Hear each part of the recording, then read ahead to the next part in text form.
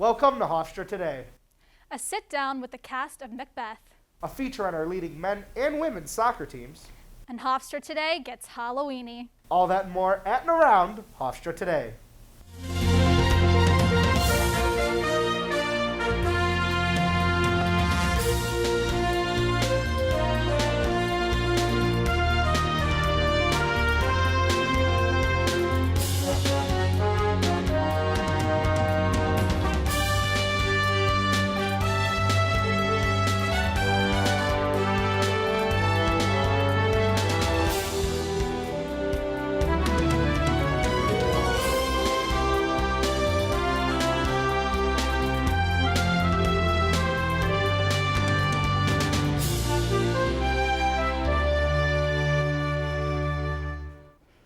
Welcome to Hofstra Today. I'm Max Sacco. And I'm Caitlin Bancroft. Well, Caitlin, it's the best time of the year. We even got costumes to celebrate. It's Halloween time. Yes, it sure is. So exciting. So, Caitlin, for you, obviously the huge part of Halloween is the candy. So yes. what would you say are your one, I'll even give you two, because I know Halloween there's a lot of options to pick from. So many. Favorite candies. Kit Kats, all-time classic. Now Reese's Cups. Really, Reese's Cups. Mm-hmm. I'm a big Nestle Crunch fan myself. Really? Yes. Didn't take you for one. That's what a lot of people say. Even my mom said that. But big Nestle Crunch fan. I'd love to talk more candy with you, but it's time to get to the news.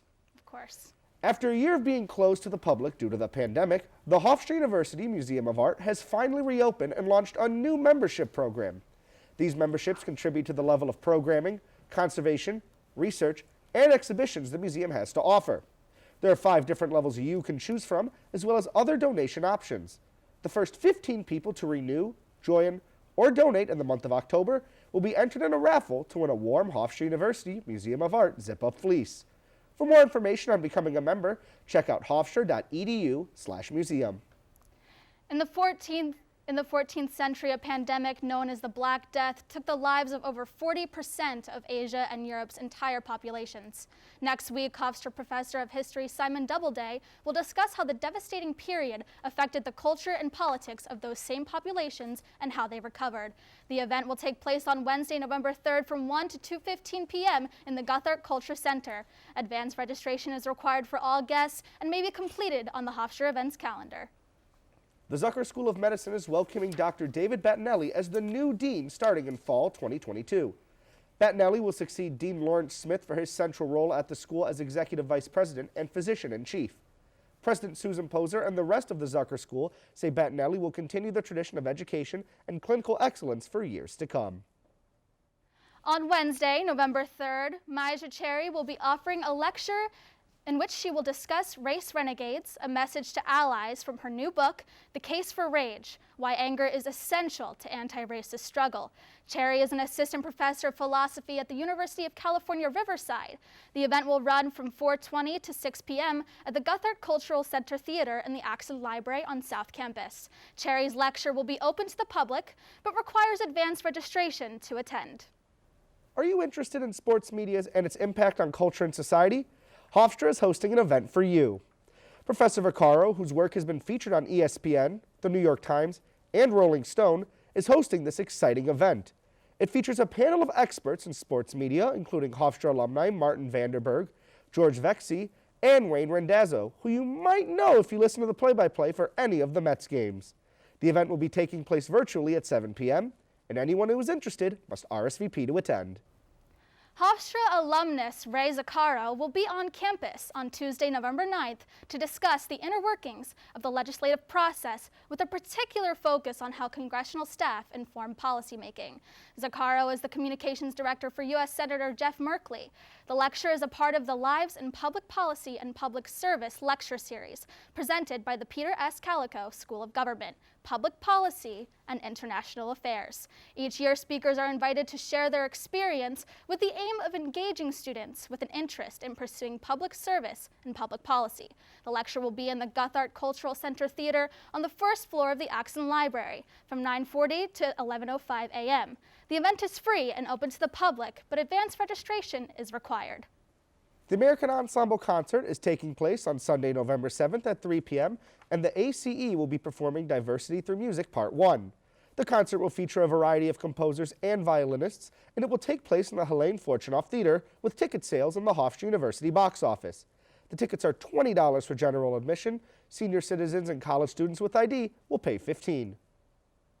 The 73rd Annual Hofstra Shakespeare Festival starts next week with the show This Bud of Love, a one-hour adaptation of Romeo and Juliet. The show will run from November 3rd through the 5th at 8 p.m. in the Joan and Donald Schaefer Black Box Theater. On Saturday, November 6th, there will be a special performance at 2 p.m. with the Hofstra Collegiate Musicum in the John Cranford Adams Playhouse. The shows are only open to Hofstra students with a valid Pride Pass. Don't go anywhere. Your weather forecast is after the break. Jason, let's go see your room. Oh, yeah. No, that's not right. How was it? Is it good?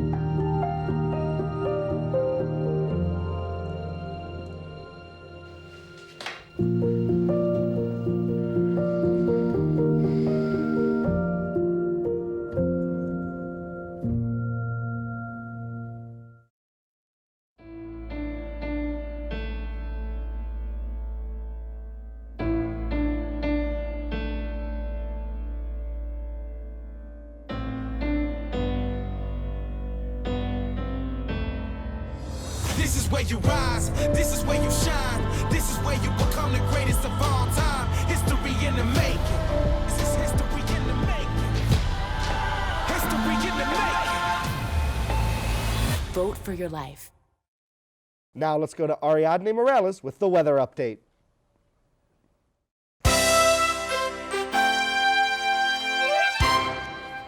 Thanks, Max and Caitlin. Now let's look at this week's weather forecast. We can expect it to be cloudy today with a high of 58 degrees and a low of 48 degrees. Wind speeds will reach a high of 30 miles per hour with gusts that could top 40 miles per hour. Thursday will bring partly cloudy weather with a high of 59 degrees and a low of 48 degrees. Now let's take a look at how the rest of the week will take shape here in Hempstead. Friday will bring mostly clouds with a 60% chance of rain. There will be a high of 58 degrees and a low of 55 degrees. Wind speeds will reach a high of 25 miles per hour. Into the weekend, we will see clouds with a 70% chance of showers. On Saturday, with a high of 64 degrees and a low of 54 degrees. On Sunday, you may be able to trick or treat without your rain jacket because you can expect the sky to be partly cloudy and become much more clear at night. Winds will be topping 12 miles per hour with a high of 63 degrees and a low of 50 degrees. That's all for the five weather forecast. I'm Ariadne Morales. Back to you, Max and Caitlin. Thank you again, Ariadne. This past weekend, me and my fellow co-anchor Gabe James joined in on the fall festivities by going to the F&W Schmidts Farm in Melville. Let's take a look. Hi, I'm Gabe James. And I'm Max Sacco. And we're here today at Schmidts Farm Stand just to talk about what Hofstra students can do nearby that's fun, fall, and festive. Let's go take a look.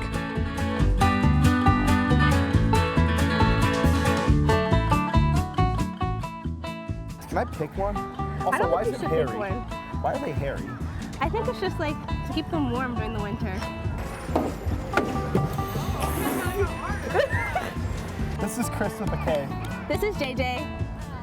I love JJ. He's very small and cute. My favorite pie flavor is also apple. Okay, and great. we are planning on getting an apple pie today. Amazing. Can't leave Good without taste. one. Good taste. I'm so glad.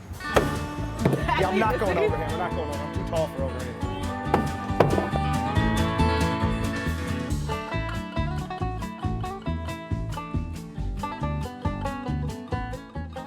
I really wanted to carve pumpkins, and I did not want to buy them at the grocery store. I wanted to harass my boyfriend and make him carry 100 pounds of pumpkins. I never thought I'd be back around the tractor. I thought I was kind of done with that lifestyle choice. Hey, you can escape the country, but the country can't escape you. No, honestly. Oh, Max or Gabe, take This a is so shot. much harder than I thought it was going to be. Yeah, I really thought this was going to be I throw it and it hits. And then twist, twist, Twist, twist.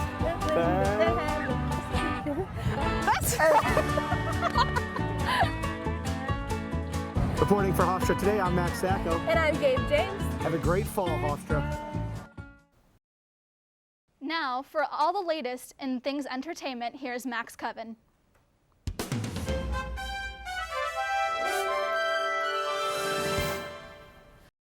Thanks, Caitlin. Hofstra will be hosting their annual Spooky Walk tomorrow, October 28th at Hofstra Hall. The festivities include pumpkin picking, trick-or-treating, and free snacks. Get your spook on at 4:30 p.m. outside of Hofstra Hall tomorrow. For more information, contact the Office of University Relations. Join Hofstra's annual celebration of autumn with the Oktoberfest. Head over to Monroe Theater tomorrow and Saturday, October 30th at 7:30 p.m. to hear student and faculty solo performances, as well as a melody from the Hofstra Tuba Euphonium Ensemble. Symposium is free, but advanced registration is required. And finally, the show that everyone is waiting for, Hofstra's 73rd Annual Shakespeare Festival. This year, the Hofstra Department of Drama and Dance is putting on their rendition of Macbeth. Performances will be held on the Hofstra Globe Stage on October 29th and 30th at 8 p.m. and the 31st at 2 p.m.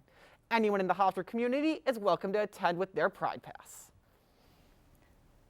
Wow, thanks, Max. That sounds like a really exciting performance to bring the Shakespeare Festival and live theater back to Hofstra. And Max, I have to ask, I know you dabble a little bit in the drama world. It's got to be exciting a bit just to see, people come back, you have full audiences again, and shows back on theaters, not over Zoom. Yeah, the pandemic has been really rough on a lot of people, especially people who are studying theaters and arts, and it's very important to get them back in the center stage. So I'm so excited to sit down with the Macbeth cast really soon and talk to them about getting back to it. And I'm excited to see that show as well. Don't go anywhere. Stay tuned for an interview with the cast members of Macbeth.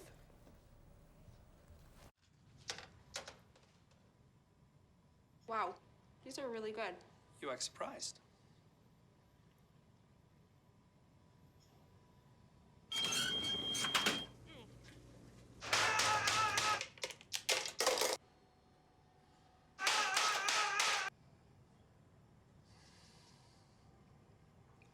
Practice makes perfect. You don't have to be perfect to be a perfect parent. There are thousands of teens in foster care who don't need perfection. They need you.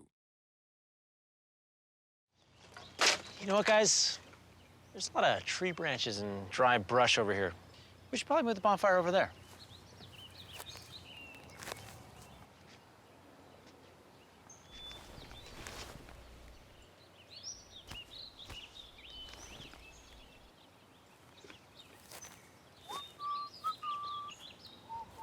I'm guessing Smokey liked that idea.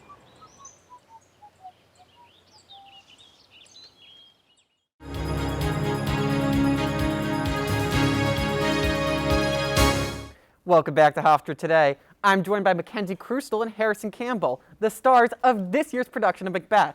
Thank you both so much for being here today, and it's an honor to have you with us. Thank you so much for having us. And so let's just get started. What is Macbeth about? So Macbeth is a Shakespearean tragedy. It's often referred to as the Scottish play because the entire play takes place in Scotland. It's about a Scottish general named Macbeth who's coming back from war, and he hears a prophecy given to him by a coven of witches that tell him he's going to become the King of Scotland and lay out this really long prophecy, and his best friend Banquo is going to become king after him, and it's all supposed to be good things, good tidings, and it ends up turning out a little less than expected. A lot of blood gets shed, and by the end, it's just a big reflection on all the misdeeds Macbeth has done. So, we are coming off this pandemic, and hopefully soon we can call a new normal, and you guys especially have been away from the stage. What's it like returning to rehearsal? Give me a little bit of a day in the life. It's been pretty exceptional, I would say. It was very exciting. Last night at Tech was our first opportunity to rehearse without masks in the whole process. The whole cast was tested to make sure that we would all be safe. It's just been wonderful to be back in the theater with all of the different design elements and being with each other in person and being able to build those emotional connections in person. I'm so excited for people to see it. And, I'm so excited to see it. So I have to ask the question, we all read Shakespeare at some point in our lives, whether that's high school or here at Hofstra. Do you have to be a Shakespeare fanatic to understand the play from top to bottom? I think, honestly, the play really speaks for itself. If you're not a huge fan of Shakespeare, you're not coming to see the show for Shakespeare. You're coming to see the show because it's a really awesome, well-put-together production. And if you're coming for Shakespeare, well, that's what we're doing. So there's something for everyone, definitely. And that's so exciting that there is something for everyone. Being a part of the Hofstra Pride, you have to be vaccinated. We have our Pride passes to go to classes, resident or commuter. So tell me a little bit about that. What guests are allowed to come to your show? Are Pride passes required? Vaccination status? Masks? Give me a little bit of all that. So, any member of the Hofstra community will be able to come. All you have to do is show your Pride Pass at the door when you arrive. There will be a guest list for friends and family, but everybody will be required to be fully vaccinated and show proof of vaccination. Everybody is required to wear masks in the theater at all times. But it's very exciting to have like a live audience back in person. It'll be brilliant. It sounds thrilling. So tell me, what scene are you both most excited to perform? I think personally my favorite scene of all is the scene where I meet the witches in the very end and I get my head stuffed in a cauldron. Okay. Very exciting. Okay. Oh, I do enjoy. I've got a bit of a nightmare sequence at the end of the show that's riveting, I would say.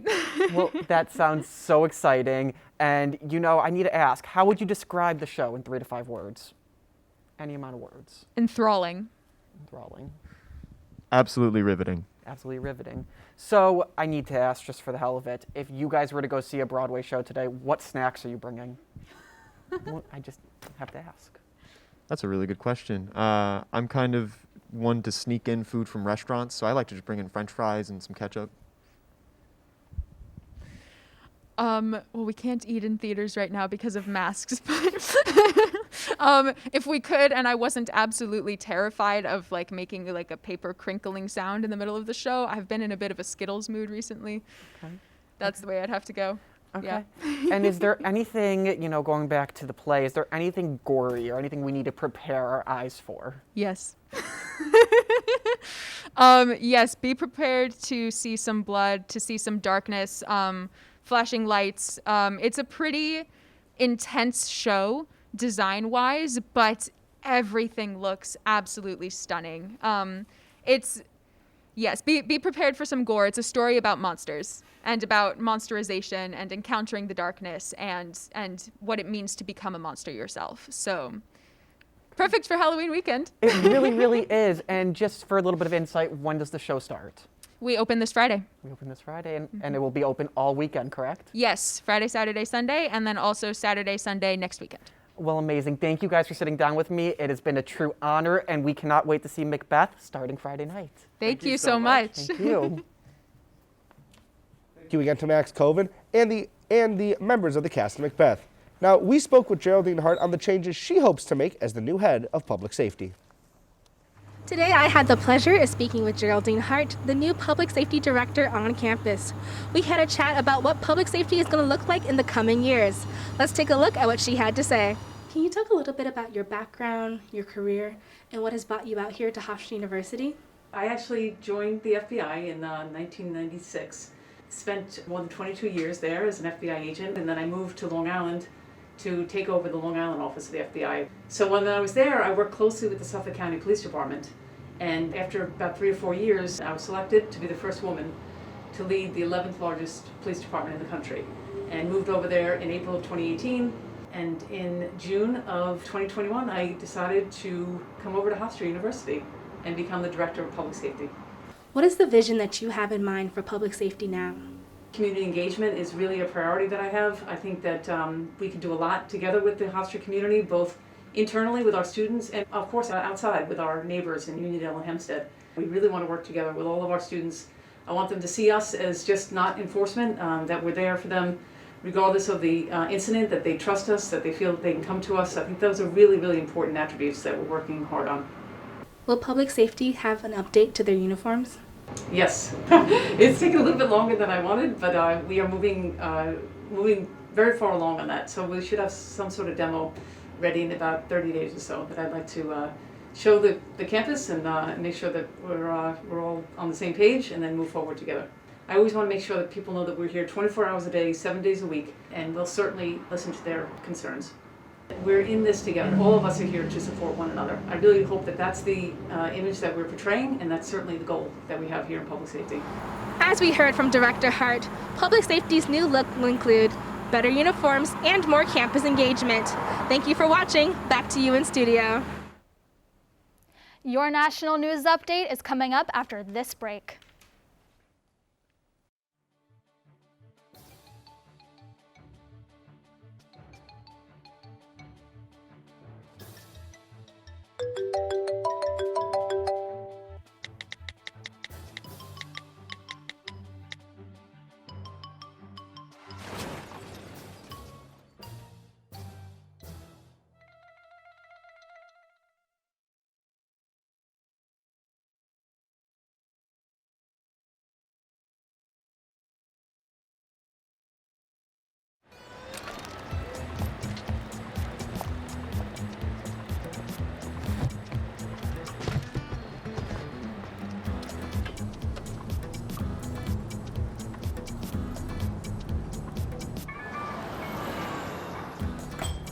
It's a short ride from your neighborhood to your naturehood. To find a neighborhood park or green space near you, visit discovertheforest.org. Now let's go to your national news update with Amdalata Jasa.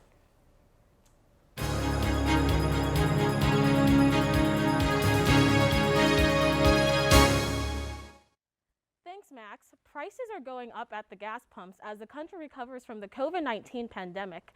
Experts say the average price has increased by $1.22 per gallon in the last year. These are the highest prices since September of 2014. Consumers are calling on President Biden to combat inflation both at the pump and on a variety of goods such as food.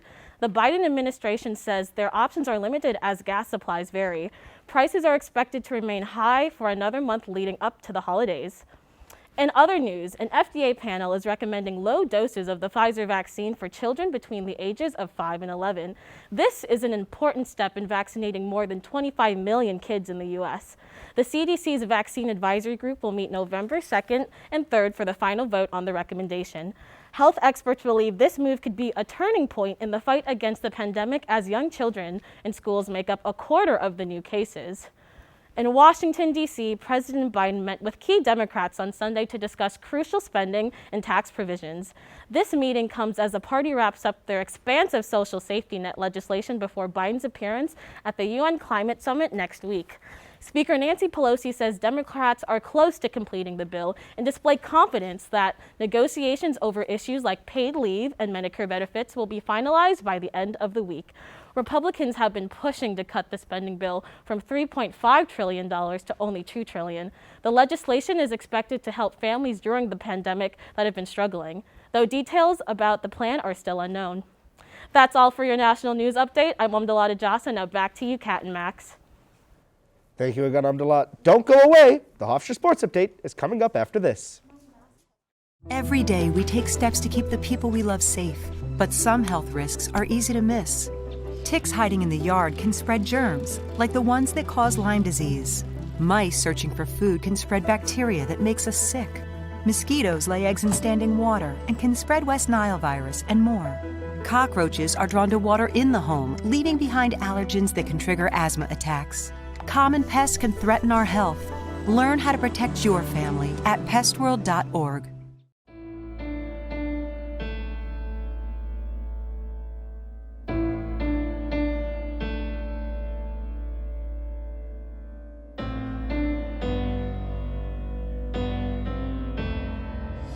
This is where you rise, this is where you shine, this is where you become the greatest of all time. History in the making. This is history in the making. History in the making. Vote for your life.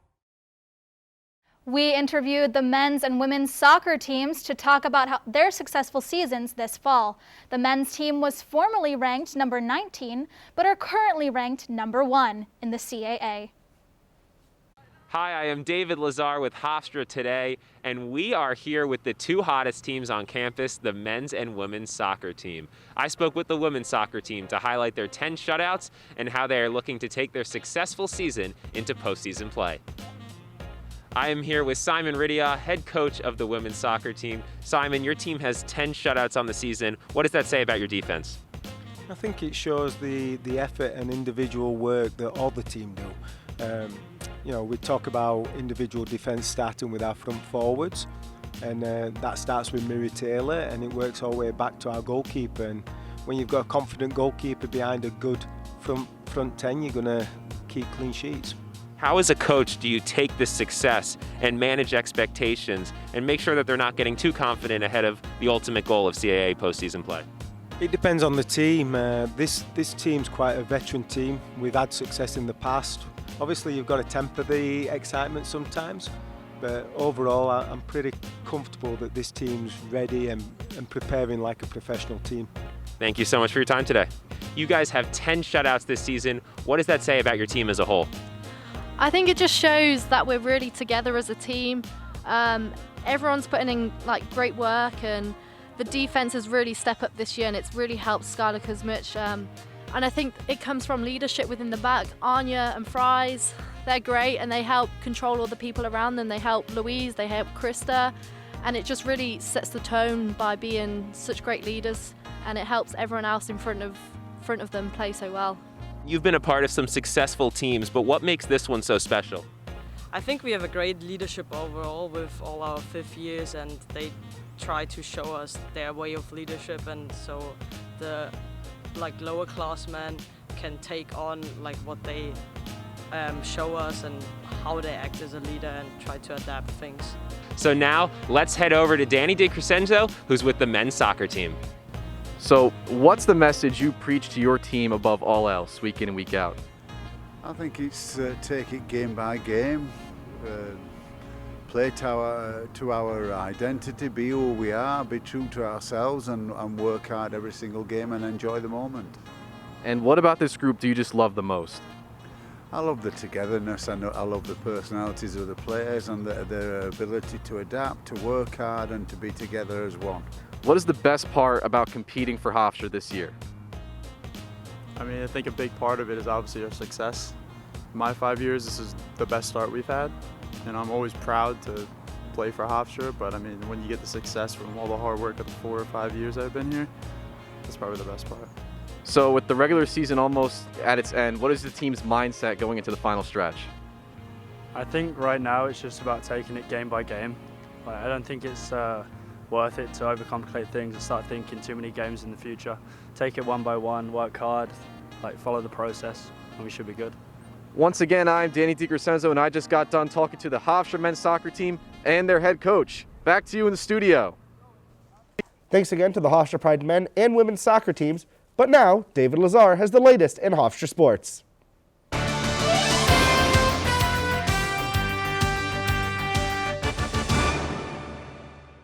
On October 30th, the men's soccer team takes on their conference rival, Elon University. The men's team boasts a 13-1-1 record and are currently first in the CAA. The team just moved to 14th in the coaches' poll, one spot away from their best ever ranking. The men look to finish the year with 2 wins against tough opponents and ride their win streak into the postseason. The women's volleyball team is looking to get out of their drought this weekend. They have back-to-back home games against UNCW on Saturday and Sunday, both at 1 p.m. The girls are looking to finish the season on a high note as they enter their final 6 games of the year. It all starts with these 2 matches this weekend against their conference rival. The Hofstra women's soccer team looks to end their season with a win as they play home against Charleston on Sunday at noon. The team is currently 25th in the coaches' poll as they head into CAA championships. They had a very impressive and encouraging season, but they surely have greater aspirations in their mind as the most important part of their season is right around the corner. Best of luck to the girls and all other Pride teams this weekend. Well, sadly, that will do it for today's episode of Hofstra Today. Tune in to our next episode on November 10th for another incredible installment of Hofstra Today. Also, make sure to follow us on Facebook, Instagram, and Twitter to keep up to date on the latest Hofstra news. Signing off, I'm Caitlin Bancroft. And I'm Max Sacco. Have a wonderful Wednesday, stay safe, and have a happy Halloween, Long Island.